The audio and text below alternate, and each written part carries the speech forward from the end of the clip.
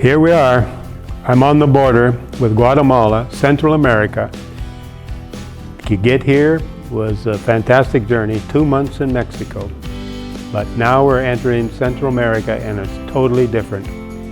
We got a border crossing to get through. We got to get our money back that we paid as a deposit to guarantee that we're taking the car out of Mexico. We got to get a car into Guatemala, and we proceed through Guatemala. We're going to see one of the most beautiful lakes in the world. We're going to go to another beautiful city. We're going to see a volcano erupt and hover above us, the belching smoke as we ride down the highway. We're setting up. We're getting ready to reach Guatemala, and the town before Guatemala in Mexico, we pull into there, and Yoda and Joanna and Kyle have gone ahead and they found that there is no accommodation. The town is full. Why is the town full? Because this is a place where the migrants, the immigrants that are walking to the United States are processed and paperwork is done by the Mexicans. So they're in town, they've taken up all the lodging. It's very crowded. What are we going to do? We looked at a town before that and it didn't seem all that welcoming, so we went to this town, even though we were told it's going to be crowded. And Yoda and Joanna went in and talked to the police. Said, we've got this old guy, this 80-year-old guy, and he's cycling from Alaska, and we need a place to set up for the evening. Oh, that's no problem. You can pull your tent trailer right in here. You got power supply. You can use our washrooms and showers and put your tent trailer here. A little bit later on, after I arrived, the commandant of the establishment came by and found out what was happening, and he said, wow, you've got this old guy riding all this way. I would like him to stay in my office. I will go home tonight rather than stay here, and he can have my bed and shower and washroom and everything in my office. And so I was a little reluctant to do that. And I'm not talking about a jail cell. I'm talking about a very nice office with computers and desk and some lounge type of chairs. So I got a very comfortable bed that night in the town on the Guatemala border, Mexican border. We went out to eat, and most of the restaurants were full with migrants in there eating. But we got into one restaurant, and here we are. These people around me are these migrants that have walked tremendous distances. We're coming from the north. We're on a holiday of celebration of 80 years of good life. They're doing the opposite. They're escaping situations of rape and torture and murder in their countries. But if I was to believe everything I read in the news, I was suspecting all through Mexico to see caravans of people walking down the highways, mothers carrying children, gang members forcing women to give them their children, things like this. We never saw any of that until we got here. And so we got talking to some of the migrants.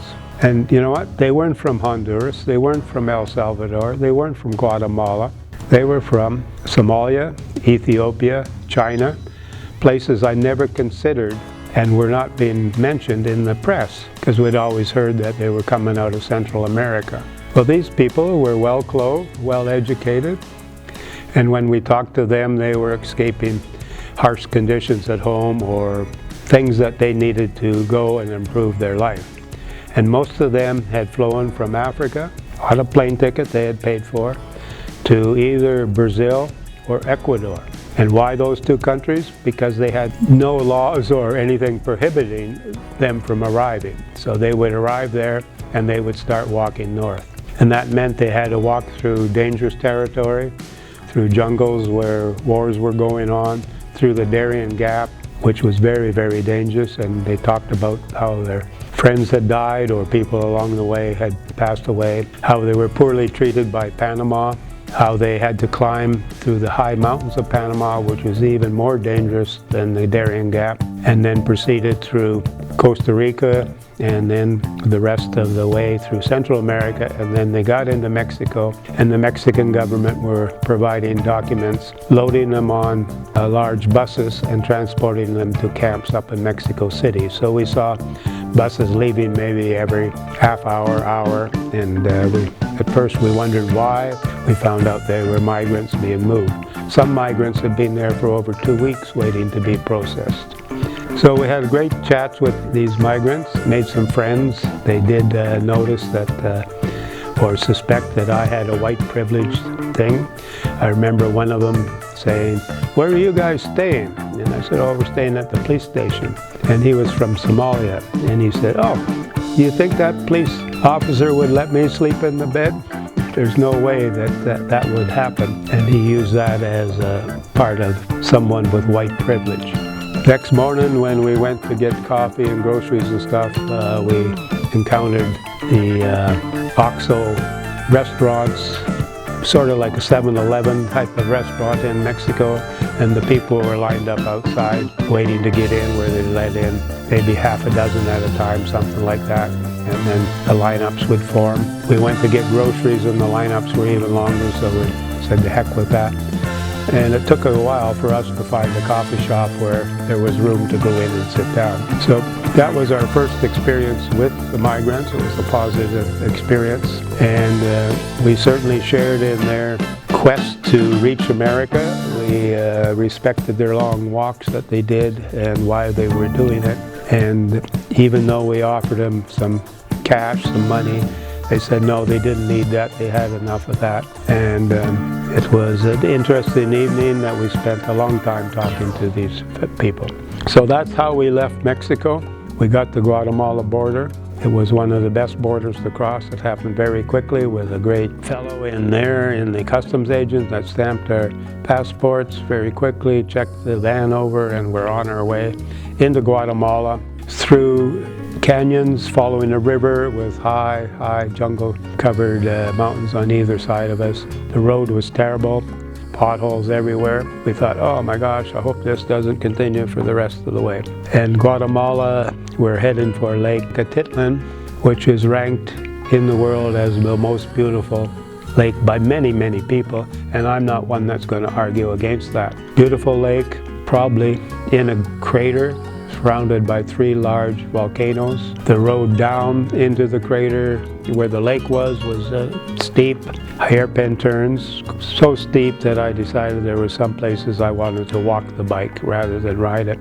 Certainly the brakes took a hit that day with the heat and everything going down to the lake.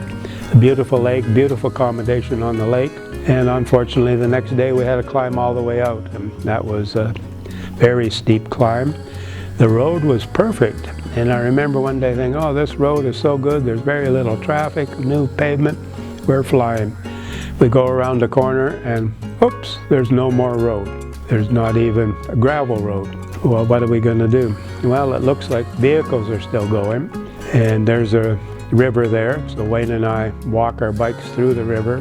I'm worried about the car and the van because coming up the other side is quite a steep little climb, and it's all wet, and I'm sure that the tires are going to spin. But Joanna did a great job, took the van down the gravel into the river, across the river, and slowly made her way up the other side and around the corner, and there was the brand new road, all paved, all nicely tarmacked. For some reason or other, a flood or something had taken out the road, maybe in the bridge, I don't know. But it's one of the many surprises we get every day. In fact, I always say every day there's a surprise, and when there is no surprise, that's the big surprise. So we made our way through to the lake, enjoyed our lake, celebrated the anniversary of Gloria and I got up in the morning, and Joanna had arranged with Gloria by long distance telephone. I had the breakfast in celebration of our getting together, probably 8 years or before that. And of course I got mad. What's holding this breakfast up? We got to get on the road. What's the matter? And then out came this fancy cake and everything in the morning and a little bottle of wine for breakfast. And okay, now I understand why it was delayed, and celebrated the anniversary there on the shores.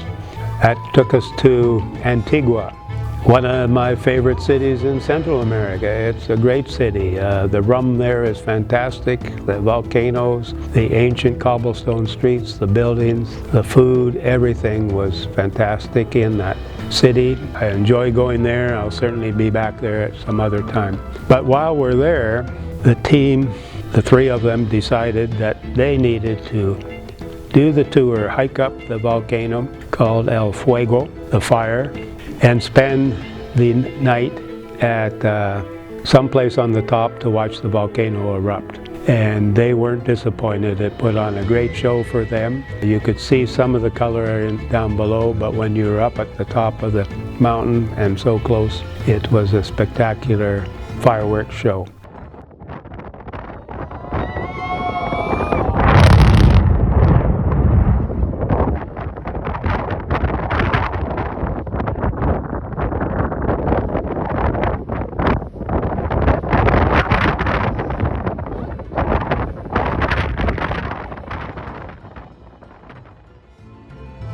Wayne and I stayed down below and enjoyed walking around the town and everything. Part of the problem with rest days is the team gets a rest day, but I've got things like banking to do, bills to pay, currency to exchange. So a lot of rest days are busy with banking and maintenance of the bike and things like that, and changing the oil in the car. And it becomes not a rest day, but a non-riding day for me. We left Guatemala and we're riding out of town and we're passing the foot of the volcano when all of a sudden I hear a bang and I look up and that volcano is erupting again and there's a big cloud of smoke coming out of it, and we stop and we take some pictures from the highway looking up at the top of the volcano. And it was a good thing we got out of there, because about a week later they had a big eruption and they did stop all the tourists from climbing the volcano as it was too dangerous until it settled back down again. And that brought us to the El Salvador border. We're 16 kilometers from the border and there's a tractor trailer parked, 18-wheelers. For 16K we passed tractor trailers parked. The truck drivers have been there for 2 or 3 days. They've got hammocks hanging underneath the trailer and they're swinging in their hammocks down off the pavement, but in under the trailer, beside the vacant parts between the wheels, passing the time until they can clear the border. We get to the border and we're worried that we're not going to get across, but talking to the locals said, no, tourists are getting across, but the Guatemala folks are protesting the inflation, the prices of things, so they have barricaded the borders and they've stopped all international goods from going back and forth. We get to the border, got the stress piled up by seeing a barricade, wondering whether we can get through there or not. Find a hotel, we're told, happy ending, tourists are not being stopped. There's no problem with that. That night we have a meal in the local restaurant and a lady comes in with her big basket of bread and everything and pastries on her head, and we get talking to her, how do you carry these things? And she tried to tell us, so we spent about half an hour with her and her husband, and each of the team tried to carry the basket of bread on their shoulders. When I tried to do it, I ended up with bread falling on the floor and I had to end up buying the bread because I was a little clumsy and not as good as the lady. So a happy ending to the trip through Guatemala. We got there, we weren't stopped. The volcanoes put on a display for us. The food and the cultural part of it by the lady that with the bread just made for a very good ending on a happy day of riding. And we are going to cross into El Salvador the next day.